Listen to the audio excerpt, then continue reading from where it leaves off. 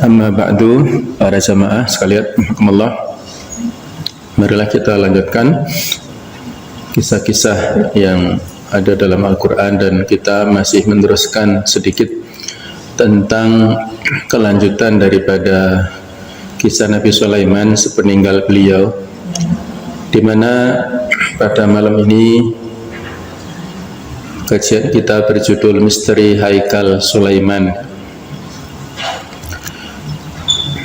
Haikal Sulaiman alaihissalam yang diklaim oleh orang-orang Yahudi terpendam dan tertimbun di area Masjidil Aqsa sekarang adalah salah satu isu utama di balik penjajahan Israel di Palestina.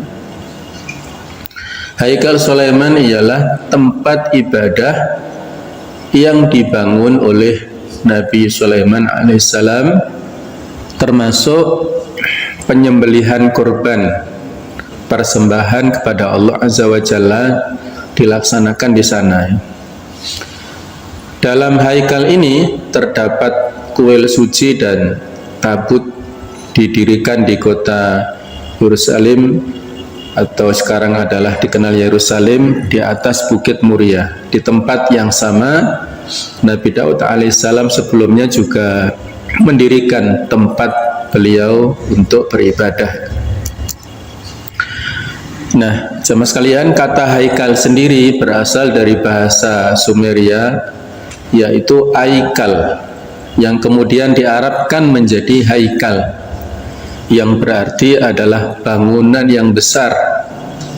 Kemudian lebih umum digunakan untuk bangunan besar yang dipakai untuk beribadah. Karena itu, rumah ibadah yang dibangun oleh Nabi Sulaiman tersebut pun beliau sebut yaitu aikal, sesuai dengan bahasa aslinya. Orang Yahudi menyebutnya haikal, dan kita menyebutnya adalah masjid, tempat untuk sujud, tempat untuk beribadah. Disebutkan dalam Musnad Imam Ahmad dari Ibnu Majah dan juga Ibnu Majah dalam sunannya, diriwayatkan dengan sanad yang sahih dari Amr bin As bahwa Rasulullah SAW bersabda, yang artinya, tatkala Sulaiman bin Dawud selesai membangun Baitul Maqdis, dia berdoa kepada Allah, meminta atau memohon 3 perkara, hukum yang sesuai dengan hukumnya. Yang kedua adalah kekuasaan yang tidak dimiliki oleh seorang pun setelah dia. Dan yang ketiga adalah tidak seorang pun yang mendatangi masjid ini semata-mata untuk sholat, melainkan dihapuskan dosa-dosanya sebagaimana dia dilahirkan oleh ibunya.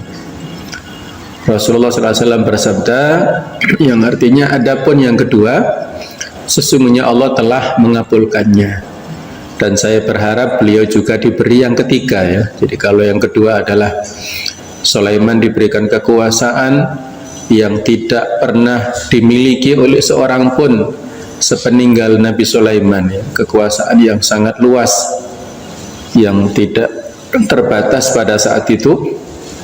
Nah, sementara yang ketiga yaitu barang siapa yang mengunjungi Al-Quds atau Baitul Maqdis untuk beribadah semata-mata ikhlas karena Allah, untuk sholat, maka dihapus dosa-dosanya. Dan diceritakan dalam hadis yang lain bahwasanya fadilah, keutamaan seseorang yang berziarah serta melaksanakan sholat di Masjidil Aqsa, maka dia sama dengan 500 kali sholat dibandingkan dengan masjid-masjid yang lain. Kalau Masjidil Haram adalah perbandingannya 100.000 kali, kalau Masjid Nabawi 1000 kali, kalau Masjidil Aqsa 500 kali. Jadi itulah fadilah yang biasa diberikan oleh Allah Ta'ala kepada siapapun yang mengunjungi masjid-masjid Allah Subhanahu Wa Ta'ala. Bani Israel mengalami peperangan dalam rentang waktu yang cukup lama. Mereka berpindah-pindah dari satu tempat ke tempat lainnya tanpa wilayah pemukiman yang pasti. Demikian seterusnya sampai dengan era Nabi Daud alaihissalam. Oleh karena itu mereka pun tidak memiliki rumah ibadah untuk melaksanakan ritual ibadah. Mereka mengusung-usung tabut dari satu tempat ke tempat yang lain. Nah, ketika Nabi Sulaiman alaihissalam memerintah Bani Israel, kondisinya sudah sangat membaik. Beliau berhasil meredam peperangan. Periode beliau dapat dipandang sebagai masa keemasannya Bani Israel, di mana harta berlimpah, kondisi keamanan stabil, dan pemerintahan kerajaan pun mapan. Dengan situasi yang kondusif seperti itu, Nabi Sulaiman pun dapat mendirikan haikal yang sudah kita bahas prosesnya pada pertemuan-pertemuan sebelumnya ya. Nah, jemaah sekalian, tabut itu sendiri adalah peti yang dibuat oleh Bani Israel. Di dalamnya terdapat tongkat Nabi Sulaiman alaihissalam dan Nabi Harun alaihissalam. Juga dua lempengan batu yang bertuliskan ayat-ayat Taurat dan naskah kitab Taurat yang diyakini ditulis tangan oleh Nabi Musa alaihissalam. Berikutnya bejana isi 3 liter yang di dalamnya ada alman, yaitu makanan dan minuman yang sama sekali tidak melibatkan campur tangan manusia. Menurut riwayat ini adalah merupakan menu dari surga istimewa ya, diberikan Allah kepada Bani Israel. Al-manu ialah sejenis manisan yang dihasilkan oleh pohon-pohonan yang mendapat siraman hujan sehingga terbentuk seperti sarang burung, kurang lebih seperti sarang burung layang-layang. Sebagaimana ulama tafsir ada yang mengatakan bahwa al-manu itu adalah sarang burung gagak, sedangkan salwa adalah sejenis burung yang gemuk penuh daging. Itulah dua makanan khas yang diberikan Allah Ta'ala kepada Bani Israel saat itu. Nah, jemaah sekalian, Nabi Sulaiman alaihissalam memulai pembangunan haikal pada tahun keempat pemerintahan beliau dengan mempekerjakan 180.000 pekerja. Bebatuannya didatangkan dari Yaman dan kayunya dari Libanon. Tiang-tiangnya berlapis emas murni, sementara dindingnya dihiasi dengan batu permata dan pualam. Pembangunan haikal memakan waktu 8 tahun berturut-turut, waktu yang panjang ya. Satu, kuil suci, bangunan permanen berbentuk kubus, tidak berjendela, dibangun di area tertinggi haikal Sulaiman yang disebut dengan haikal. Antara kuil suci dan bagian lain bangunan terdapat dinding pemisah dan rantai dari emas dan beberapa pintu yang hanya dimasuki oleh para pemimpin spiritual pada hari pengampunan. Yang kedua, di sana juga ada tabut, adalah tempat menyimpan tabut sebagaimana yang telah disebutkan di atas. Kemudian yang ketiga adalah karaben, yaitu patung-patung burung bersayap besar yang menaungi tabut di bagian kiri dan kanan haikal Sulaiman. Kemudian yang keempat adalah altar kurban, yaitu tempat penyembelihan kurban yang dilaksanakan setiap hari sebagai bentuk ibadah kepada Allah Ta'ala. Jadi korbannya tetap kepada Allah, bukan untuk yang lain ya. Kalau kita korbannya tiap tahun, tapi kalau Nabi Sulaiman dulu korbannya tiap hari, karena ya beliau adalah raja yang sangat mampu ya. Yang kelima ada menara dan meja roti persembahan, yaitu tiang-tiang di mana di bawahnya diletakkan kurban dan roti persembahan. Yang keenam adalah tempat mencuci kurban dan mandi pemimpin spiritual, juga terdapat di luar haikal. Kurang lebih itulah gambarannya ya, Allahu a'lam sebagai apakah persis seperti ini ataukah tidak ya, tetapi pada saat itu tahun yang sedemikian dengan bangunan yang sedemikian megah, maka ini sebuah prestasi yang luar biasa ya. Ya kurang lebih seperti itu. Nah, setelah Sulaiman alaihissalam wafat pada tahun 922 sebelum Masehi, pemerintahan Daud terpecah menjadi dua, yaitu kerajaan Israel di sebelah utara dan kerajaan Yahuda di sebelah selatan.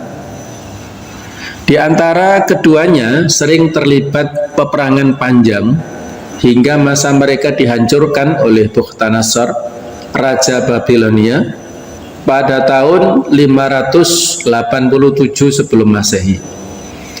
Pada penyerangan ini terjadi penghancuran terhadap Yerusalem, termasuk terdapat Haikal Sulaiman. Jadi termasuk Haikal Sulaiman ini dihancurkan oleh Bukhtanasar ini. Mereka berhasil menawan dan membawa banyak orang-orang Yahudi ke Babilonia dan menetap di sana selama 50 tahun, yang dikenal dalam sejarah Yahudi dengan para tawanan orang-orang Babilonia. Ketika Babilonia berhasil ditaklukkan oleh Kirusi, yaitu Raja Persia, pada tahun 538 sebelum Masehi, maka para tawanan tersebut dibebaskan dan dikembalikan ke Palestina. Akan tetapi mereka sudah tidak memiliki negara lagi, namun tetap berada di bawah kekuasaan Persia. Di dalam majalah At-Tarikh Al-Arabi disebutkan bahwa setelah orang-orang Bani Israel itu dipulangkan kembali ke kampung halamannya di Palestina, maka mereka membangun kembali tempat peribadahan mereka yang telah dihancurkan oleh Bukhtanasar tadi. Ketika gembilangnya Persia telah redup, maka kekuasaan mereka pun jatuh ke tangan Alexander Al-Maktuni, sehingga orang-orang Yahudi menampakkan loyalitas, ketundukan dan penyambutan mereka kepada Alexander Al-Maktuni tatkala menguasai Yerusalem tahun 332 sebelum Masehi. Dan sejak saat itu mereka berada di bawah kekuasaan Yunani.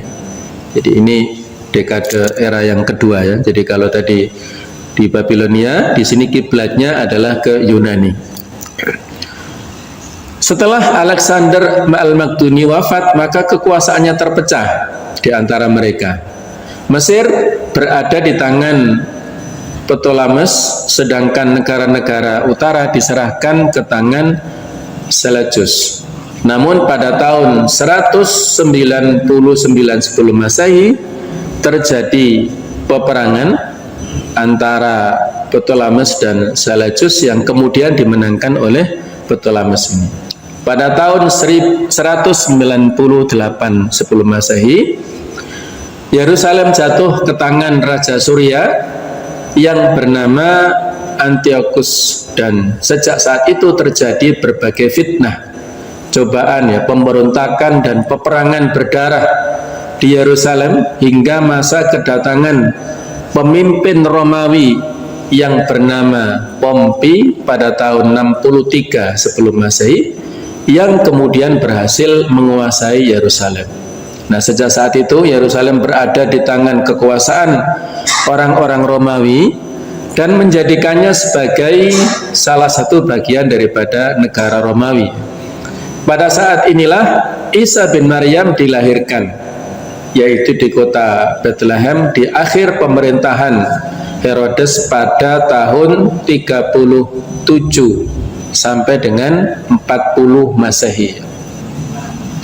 Dan sejak saat itu Yerusalem menjadi tempat yang memberikan kabar gembira tentang dakwah tauhid dan menjadi kota suci bagi orang-orang Nasrani pada saat itu.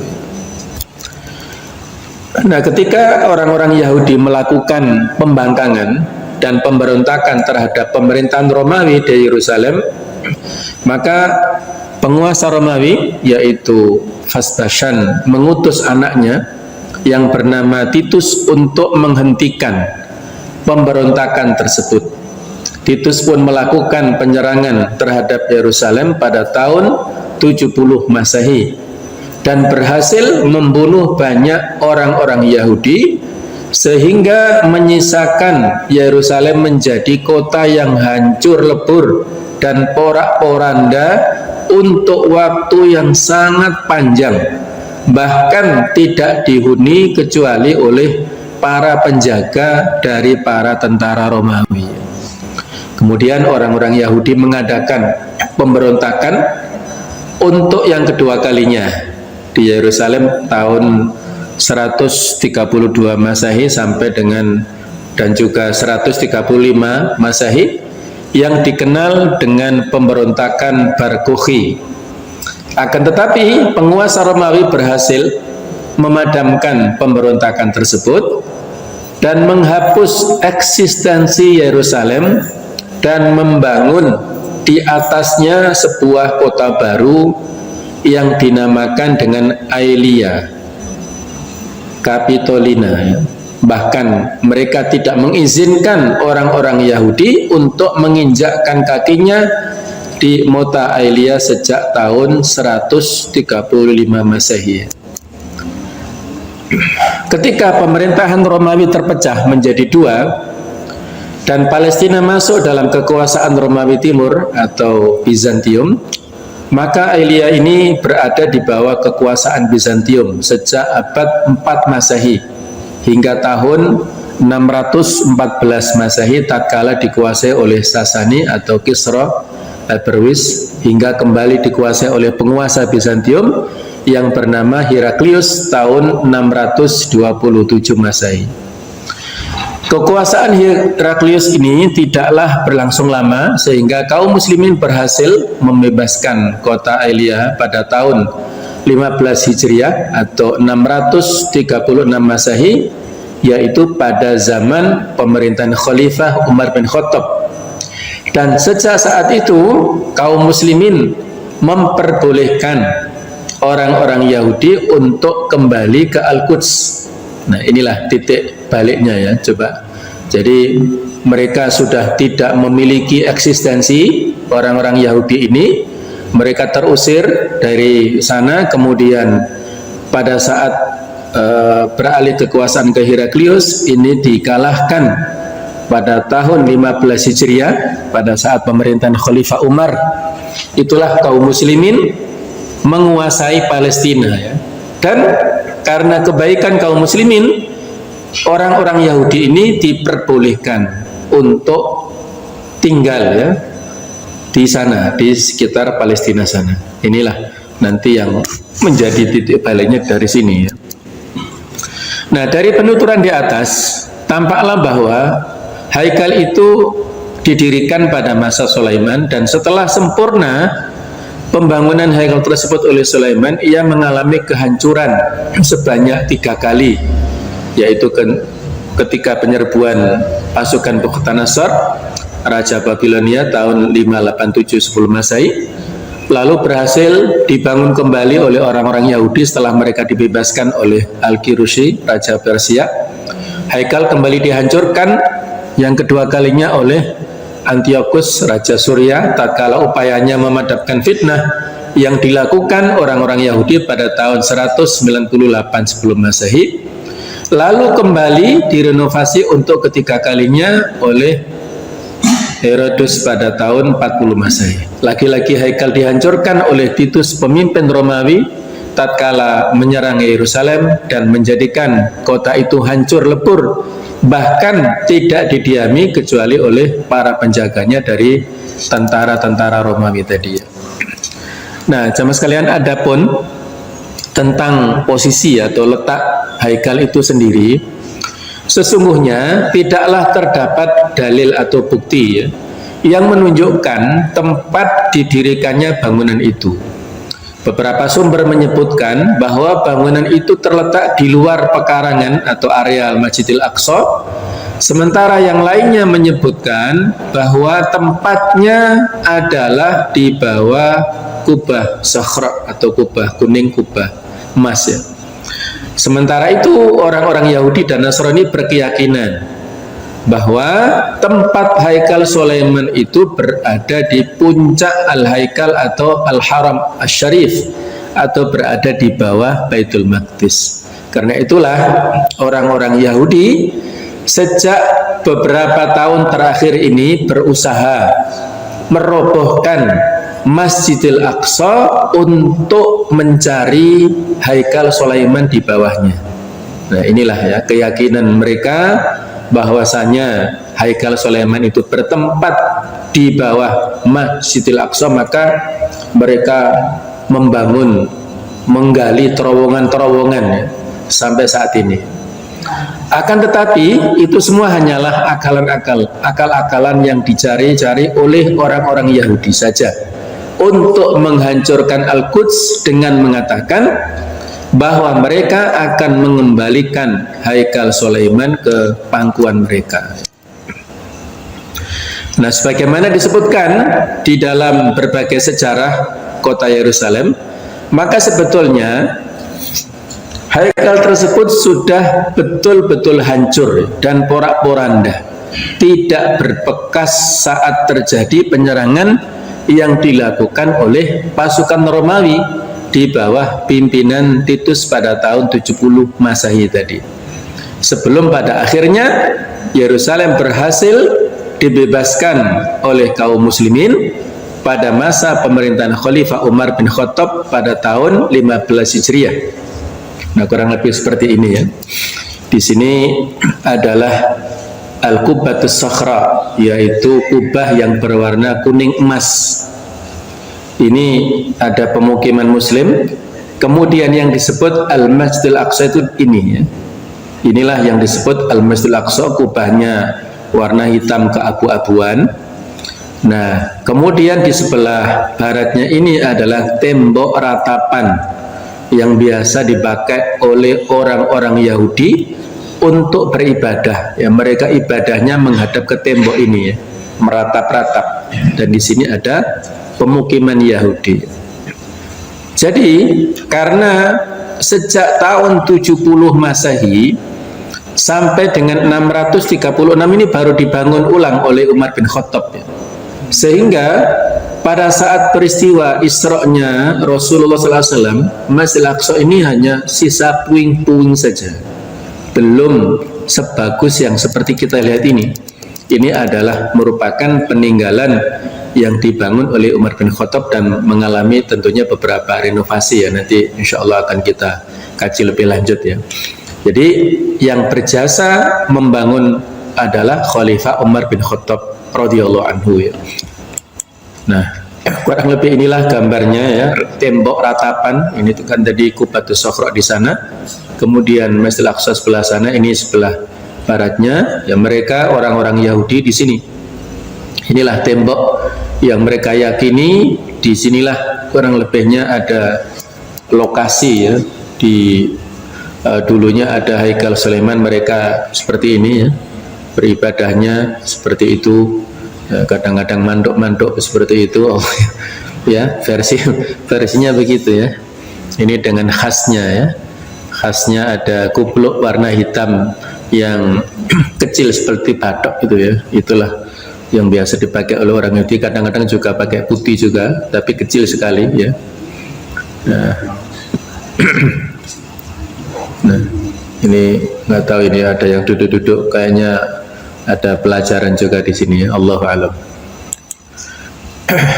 Nah, jamaah sekalian, Masjidil Aqsa yang ada sekarang dibangun di atas reruntuhan masjid yang dibangun oleh Nabi Sulaiman alaihissalam yang disebut Haikal oleh orang Yahudi, tetapi sumber-sumber Yahudi sendiri saling bertentangan dalam menjelaskan luasan dan spesifikasi atau rincian Haikal ini.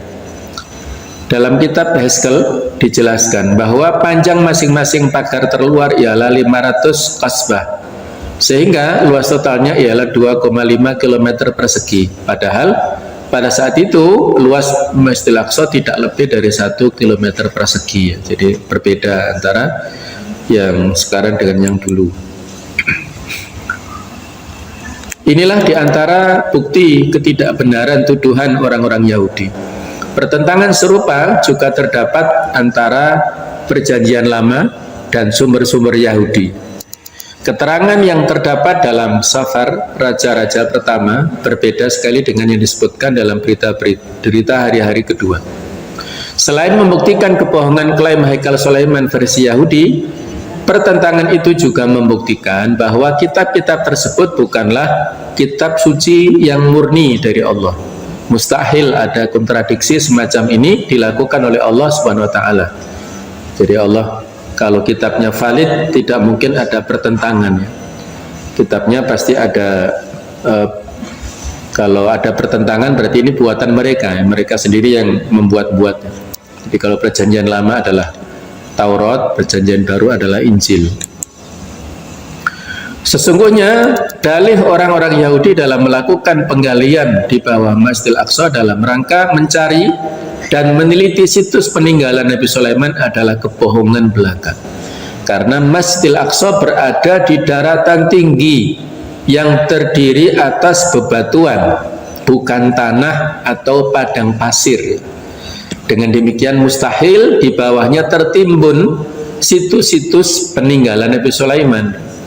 Gambar haikal yang dipublikasikan oleh Yahudi sendiri pun menggambarkan bahwa posisinya yang berada di dataran tinggi dikelilingi oleh pagar pada keempat sisinya persis seperti masjid yang ada sekarang. Oleh karena itu dapat disimpulkan bahwa tujuan sebenarnya dari penggalian yang mereka lakukan di bawah Masjidil Aqsa adalah untuk membuat keropos tanah pertapakan masjid supaya masjidnya ambruk.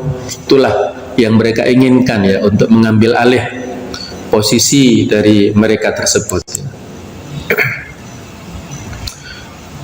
Nah, jika masjid telah ambruk, dan mudah-mudahan ya tidak demikian ya, maka masjid tersebut pun tinggal puing-puing dan sisa-sisanya saja, sehingga status kita umat Islam sama dengan mereka, yaitu sama-sama tidak memiliki bangunan fisik, hanya situs bersejarah. Lalu masing-masing pihak, baik kaum muslimin maupun Yahudi, sama-sama mengajukan klaim hak untuk membangun kembali tempat suci di sana. Inilah ya akal atau tipu daya dari orang-orang Yahudi supaya Masjidil Aqsa ambruk dan sama-sama hancur. Kaum muslimin tidak punya masjid, mereka pun juga sejak awal tidak punya. Nah, akhirnya dilakukanlah klaim kepada internasional ya. Selain itu, penggalian dan penghancuran terselubung terhadap Masjidil Aqsa mereka lakukan juga dalam rangka berusaha menemukan kembali tulang belulang yasuk dan harta peninggalan Nabi Sulaiman yang mereka yakini terpendam di sekitar lokasi ini.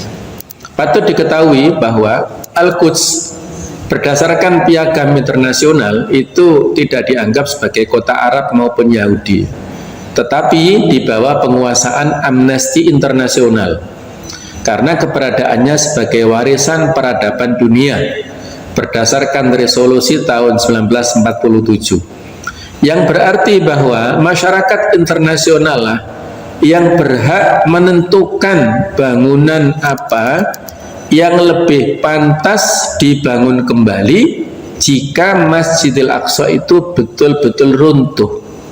Jika itu sampai terjadi, kita dapat menebak ke arah mana pilihan masyarakat internasional tersebut diarahkan.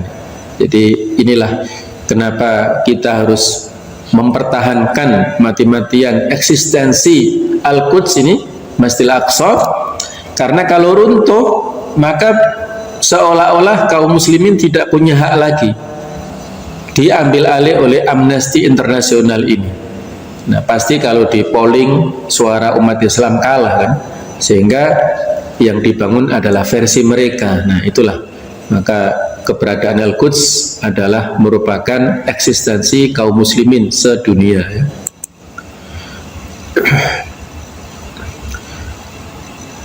Oleh karenanya umat Islam harus mewaspadai tipu daya Yahudi, wajib untuk menyatukan kata menghadang tindak tanduk orang-orang Yahudi yang membabi buta terhadap tanah dan masjid yang diberkahi Allah ini.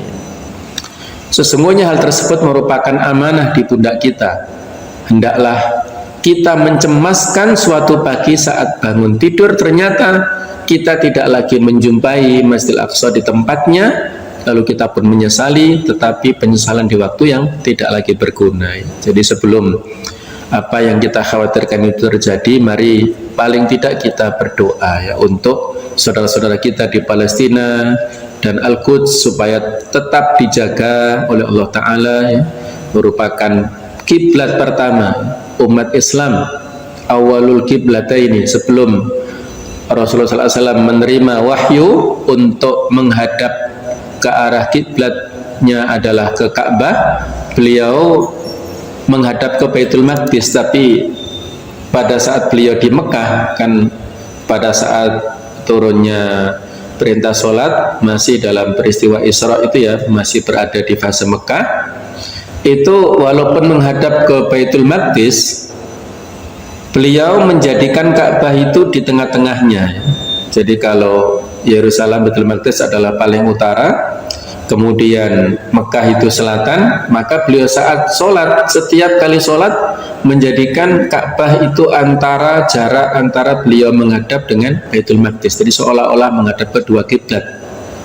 Nah, pada saat beliau berada di Madinah, beliau menghadap ke utara, itu masih tidak rela untuk membelakangi Ka'bah yang ke arah selatan kan? Maka beliau sering mendongakkan kepalanya ke langit minta wahyu ya. Maka Allah memberikan wahyu turunnya, fawali wajhaka syatral masjidil haram ya. Maka palingkanlah wajahmu menghadap ke Masjidil Haram ya. Jadi ada masjid yang dikenal dengan istilah Masjid Al-Qiblatain, masjid yang memiliki dua arah kiblat, di mana menurut riwayat antara sholat zuhur atau ke asar, pada saat beliau menghadap ke arah Masjidil Aqsa, kemudian di tengah-tengah sholat langsung ada turun wahyu tersebut dan beliau beralih menghadap ke arah Mekah. Jadi ada dua mihrab yang sekarang diabadikan di Masjid Qiblatain ya. Itu bisa kita lihat tentang kebenaran ayat-ayat tersebut diturunkan, situs sampai sekarang terjaga ya.